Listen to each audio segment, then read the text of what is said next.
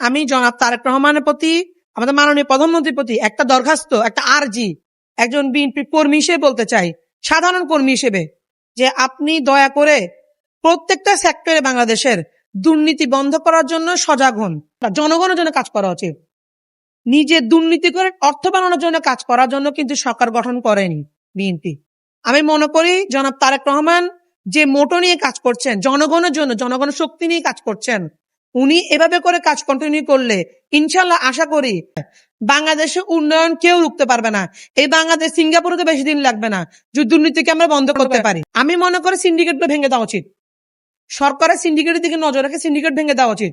Syndicate গুলো ভাঙলে আমরা মনে করি আমাদের তেলের বাজার আরো স্থিতিশীল হবে। এটাই হচ্ছে আমার মূল প্রেরণা। এবং আমি মনে করি তারেক রহমান সাহেব যা করছেন, এবার যদি উনি করতে থাকেন কাজ, আশা করি ভবিষ্যতে আর ভালো কিছু করবেন বলে আশা করি আমরা। তেল সম্পদ মন্ত্রী যখন আপনার দাম বাড়ানোর কথা বলেছিল, পেট্রোলের দাম, কিন্তু তিনি সেটা মাননীয় প্রধানমন্ত্রী তারেক রহমান সেটাকে স্টপ করে দেয় এবং উনি বলে যে না, তেল যে দাম আছে সেই দামে আমরা চলবে। জনগণের মধ্যে অসন্তোষ ক্রিয়েট করা যাবে না।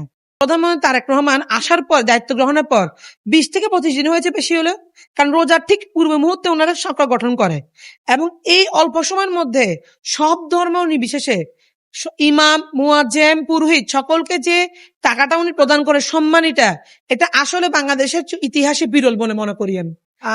আপনি হয়তো জানেন জিয়া সাইবার ফোর্স এটা প্রতিষ্ঠিত হয় 2015 সনে। তো আমি জিয়া সাইবার ফোর্সের একজন আইন সম্পাদক হিসেবে চট্টগ্রাম মহানগরের আমরা চাচ্ছি যে আমাদের 11 বছর বর্ষপূর্তি অনুষ্ঠানে আলোকে ইফতার ও দোয়া মাহফিল আয়োজন করেছি, যেন এই জিয়া সাইবার ফোর্স সংগঠনটি সবাই যেন চিনে জানে এবং চট্টগ্রাম মহানগর বাসীরা যেন জানে যে আমরা একজন অনলাইন অ্যাক্টিভিটিস হিসেবে বিগত 11 বছর যাবৎ বিএনপির জন্য নিরলসভাবে কাজ করেছি। এটাই হচ্ছে আমাদের মূল উদ্দেশ্য। আমি একজন বিএনপি কর্মী হিসেবে যেটি দৃষ্টিকোণে দেখছি যে আমাদের হাতের আঙ্গুলের ছাপ শুকানোর আগে, ভোটের আঙ্গুলের ছাপ শুকানোর আগে কিন্তু আমাদের মাননীয় প্রধানমন্ত্রী তারেক রহমান সাহেব যে কাজটা সবচেয়ে ভালো কাজ করেছেন বলে মনে করি, সেটা হচ্ছে ফ্যামিলি কার্ড উদ্বোধন করেছেন এবং প্রত্যেকটা নিম্ন আয়ের মানুষের মোবাইলে বিকাশের মাধ্যমে 2500 টাকা অলরেডি চলে গিয়েছে, যেটা আমাদের জন্য অত্যন্ত একটি সুখের বিষয় এবং আনন্দের বিষয় যে এই বিগত 17 বছর যাবৎ এই ধরনের কোনো উন্নয়ন এবং এই ধরনের কোনো পরিবর্তন আমরা দেখতে পাইনি, যেটি একজন প্রধানমন্ত্রী হিসেবে তিনি করে দেখিয়েছেন এবং ভবিষ্যতে করে আরো কিছু দেখাবেন বলে আমরা আশা করি। মনে করি বিগত 17 বছর যাবৎ কিন্তু আওয়ামী সরকার বিভিন্নভাবে বলেছে যে তারা সেকুলার গভর্নমেন্ট, তারা কি চায়, তারা সব ধর্ম একভাবে দেয়, কিন্তু আমার কাছে তা মনে হয় না। কারণ মাননীয় প্রধানমন্ত্রী তারেক রহমান আসার পর, দায়িত্ব গ্রহণের পর 20 থেকে 25 দিন হয়েছে, বেশি হলো, কারণ রোজার ঠিক পূর্ব মুহূর্তে ওনারা সরকার গঠন করে এবং এই অল্প সময়ের মধ্যে সব ধর্ম নির্বিশেষে ইমাম, মুয়াজ্জেম, পুরোহিত সকলকে যে টাকাটা উনি প্রদান করে সম্মানিটা, এটা আসলে বাংলাদেশের ইতিহাসে বিরল বলে মনে করি আমি এবং এটা ফলপ্রসূ রেজাল্ট দিবে বলে মনে করি। কারণ আমরা সকল ধর্ম বর্ণ নির্বিশেষে এই বাংলাদেশে সবাই একসাথে বসবাস করতে চাই এবং কোনো হিংসা বিদ্বেষ ছাড়া সমানভাবে সমান অধিকার, এটা উনি প্রমাণ করে দেখিয়েছেন। ফলপ্রসূ রেজাল্টটা দিয়েছেন যে গতকাল অর্ডার দিয়েছেন রাশিয়া থেকে আমরা তেল আনবো, যেমন অক্টেন এবং ডিজেল আনবো, এবং ডিজেলের জন্য অলরেডি ইন্ডিয়ার কাছে দরখাস্ত করা হয়েছে এবং ইন্ডিয়া কিন্তু সেটাকে গ্রহণ করেছে, ভারতীয় গভর্নমেন্ট। এবং শুধু তাই নয়, যখন আপনার তেল সম্পদ মন্ত্রী যখন আপনার দাম বাড়ানোর কথা বলেছিল পেট্রোলের দাম, কিন্তু তিনি সেটা মাননীয় প্রধানমন্ত্রী তারেক রহমান সেটাকে স্টপ করে দেয় এবং উনি বলে যে না, তেল যে দাম আছে সেই দামে আমরা চলবে। জনগণের মধ্যে অসন্তোষ ক্রিয়েট করা যাবে না এবং এটা উনি করে দেখিয়েছেন। জনগণের মধ্যে অসন্তোষ সৃষ্টি না করে সমানভাবে সবাইকে তেল প্রদান করে। এবং আমি মনে করি এটা আমাদের জনগণের সচেতনতা ক্রিয়েট করা উচিত যে কোনো প্রকারে কি দাম যেন বৃদ্ধি না পায়, সেটার জন্য আমরা অতিরিক্ত তেল যেন না আনি। পেট্রোল পাম্পে গিয়ে যেন একটা আমাদের গাড়ির প্রত্যেকের জন্য সম পরিমাণ, যেমন কারের জন্য 10 লিটার, হাইসের জন্য 20 লিটার, দূরপাল্লা যানের জন্য 200 লিটার বা 100 লিটার, ওটা নির্দিষ্ট করে দেওয়া যায়। ওই পরিমাণে বেশি যেন আমরা না আনি, তাহলে কি হবে, সবাই সমানভাবে তেলটা কি ব্যবহার করতে পারবে এবং সরকারের পক্ষে সেটা সহনশীল হবে, তিনি পরিবেশটা কন্ট্রোল করে। আমি মনে করি সিন্ডিকেটগুলো ভেঙে দেওয়া উচিত। সরকারের সিন্ডিকেটের দিকে নজর রেখে সিন্ডিকেট ভেঙে দেওয়া উচিত।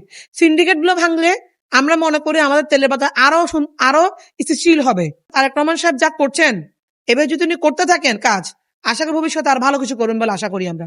আচ্ছা, আমরা বিগত সময়ে দেখেছি যারা এমপি মন্ত্রী হয় ক্ষমতাচ্যুত হওয়ার পরে দেশ থেকে পালিয়ে যেতে হয়। আর মিডিয়াতে ক্ষমতায় যতদিন থাকে ততদিন সত্য প্রকাশ করে না, কিন্তু ক্ষমতা থেকে কোনো একটা দল চলে গেলে তার বিরুদ্ধে বিভিন্ন রকম লেখালেখি করে। আসলে এই বিষয়টাকে কিভাবে দেখছেন? আসলে আমাদের এমন ভাবে ক্ষমতা কাজ করা উচিত যে কি, যেন কোনো প্রকারের কারো বদনাম ছাড়া জনগণের জন্য কাজ করা উচিত। নিজে দুর্নীতি করে অর্থ বানানোর জন্য কাজ করার জন্য কিন্তু সরকার গঠন করেনি বিএনপি। আমি মনে করি জনাব তারেক রহমান যে মোটো নিয়ে কাজ করছেন, জনগণের জন্য, জনগণের শক্তি নিয়ে কাজ করছেন, উনি এভাবে করে কাজ কন্টিনিউ করলে ইনশাল্লাহ আশা করি এই বাংলাদেশের ইতিহাসে দুর্নীতি মুছে যাবে এবং দুর্নীতিযুক্ত কোনো সরকারের নাম এই বাংলাদেশের ইতিহাস থাকবে না বলে মনে করি আমি। এবং এটার জন্য অসংখ্য ধন্যবাদ জানাই আমাদের মাননীয় প্রধানমন্ত্রী তারেক রহমান সাহেবকে। আমি জনাব তারেক রহমানের প্রতি, আমাদের মাননীয় প্রধানমন্ত্রীর প্রতি একটা দরখাস্ত, একটা আরজি একজন বিএনপি কর্মী হিসেবে বলতে চাই, সাধারণ কর্মী হিসেবে, যে আপনি দয়া করে প্রত্যেকটা সেক্টরে বাংলাদেশের দুর্নীতি বন্ধ করার জন্য সজাগ হন এবং কঠোর হস্ত দমন করুন। দেখবেন মন্ত্রণালয়গুলোতে যদি প্রত্যেকটা স্তরে স্তরে দুর্নীতি দমন করা যায়, বাংলাদেশের উন্নয়ন কেউ রুখতে পারবে না। এই বাংলাদেশ সিঙ্গাপুরে তো বেশি দিন লাগবে না যদি দুর্নীতিকে আমরা বন্ধ করতে পারি। এটাই আমার মূল আরজি আমাদের মাননীয় প্রধানমন্ত্রী তারেক রহমানের প্রতি। এটা কিছুদিন আগে দেখেছি, গত দুদিন আগে থেকে তার মাননীয় প্রধানমন্ত্রী তারেক রহমান চাঁদাবাজি বন্ধের জন্য এনএসআই, এসবি, স্পেশাল ব্রাঞ্চ এবং ডিজিএফআই কে মাঠ পর্যায়ে কাজ করতে নেমেছে এবং কারা কারা চাঁদাবাজি করছে এর মূল অন্তরাল তারা কিন্তু ইনভেস্টিগেশন করছে। হয়তো কিছু নিকট ভবিষ্যতে এটা একটা সমাধান আসবে এবং আইন শৃঙ্খলা বাহিনী হিসেবে কাজ করছে। এটা আমি আশা করি এটা ভালো ফলপ্রসূ রেজাল্ট আসবে বলে মনে করি।